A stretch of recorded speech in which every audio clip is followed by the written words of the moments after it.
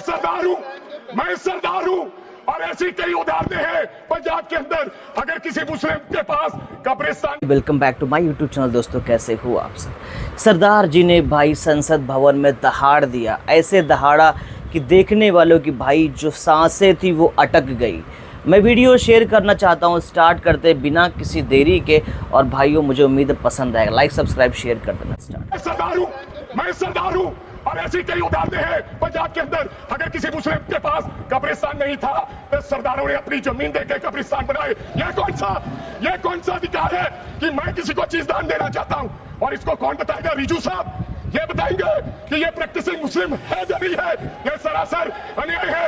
कल को श्रोमणी गुरुद्वारा प्रबंधक कमेटी 1925 का सिखों का जो एक्ट है, आप उसमें भी संशोधित करेंगे।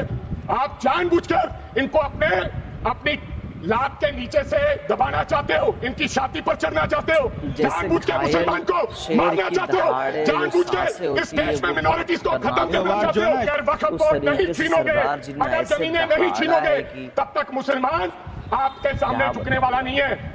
और फिर क्या कहा गृह मंत्री साहब ने? आज गृह मंत्री साहब ने कहा, मैं ज्यादा रेपुटेशन ना करते हुए सीधा बिल का विरोध करने के लिए खड़ा हुआ हूं। मैंने आज देश के गृह मंत्री का अच्छे तरीके से भाषण सुना और उन्होंने बार बार एक ही बात को, 2-3 बातों को ज्यादा जोर दिया। एक तो उन्होंने कहा कि विरोधी दल भ्रम फैला रहे हैं, मुसलमानों के बीच डर फैला रहे हैं। ये हमने फैलाया हुआ डर नहीं है। जब देश के मुसलमान को लगा कि देश में बीजेपी में 240 संसदों में एक भी मुसलमान सांसद नहीं है, हमारे लिए जगह नहीं है, तो वो डरने लगा। जब आपने कब्रिस्तान की बात की, आपने शमशान घाट की बात की, तो वो डरने लगा। जब गोधरा हुआ, जब मुजफ्फरनगर हुआ, जब दिल्ली हुआ, जब हरियाणा मेवात में दंगे हुए, तो देश का मुसलमान डरने लगा। और फिर क्या कहा गृह मंत्री साहब ने? आज गृह मंत्री साहब ने कहा कि 2013 का बिल अगर नहीं आता, यूपीए नहीं लेकर आती, तो आज इस बिल की जरूरत नहीं थी। क्यों बिल लाए? क्योंकि आपको पता चल गया कि देश का मुसलमान हमारा साथ नहीं दे रहा। हमने हथकंडे अपना लिए, हमने आरएसएस की नीति अपना ली, हमने डंडा अपना लिया, दंगे हो गए, लेकिन मुसलमान हमारे साथ आने के लिए तैयार नहीं है। फिर आपको पता चला, आपने एक और अंकड़ा दिया। आपने कहा 1913 से 2013 तक केवल 18 लाख मुसलमानों का जमीन था, और 2013 से अब तक 21 लाख और हो गया, यानी कि 39 लाख दोस्तों आप भी अपनी जो राय है तो प्लीज कमेंट में शेयर करो। आप क्या चाहते हो? तो अगर आपके बस में करना है, इससे क्या होता है मालूम पड़ता है कि हाँ, देश के नागरिक भी कुछ आप इनकी अपनी साख राय रख प्रणाली बंद नहीं करोगे, अगर वक्फ बोर्ड नहीं छीनोगे, अगर जमीनें नहीं छीनोगे, तब तक मुसलमान आपके सामने झुकने वाला नहीं है।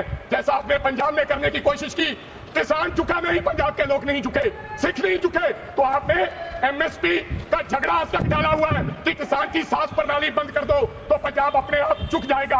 आर्थिक जब झुक जाएगा तो हमारी ईन मान लेगा और हमारे साथ आ जाएगा।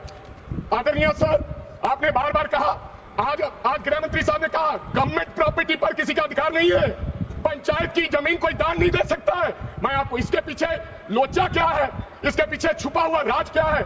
1947 में जब बंटवारा हुआ था, 47 से लेकर 1954 तक सारी प्रॉपर्टी गवर्नमेंट के नाम हो गई थी। उसके बाद 1954 में एक्ट बना, तो वो एक्ट में सर्वे हुआ 1961 टू 1970। सर्वे किसने किया?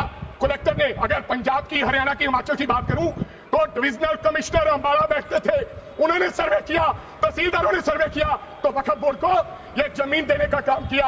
अब क्या हो गया? जैसे राहुल गांधी कर्नाटक में भाषण देते हैं, गुजरात में मुकदमा दर्ज होता है, सजा हो गई।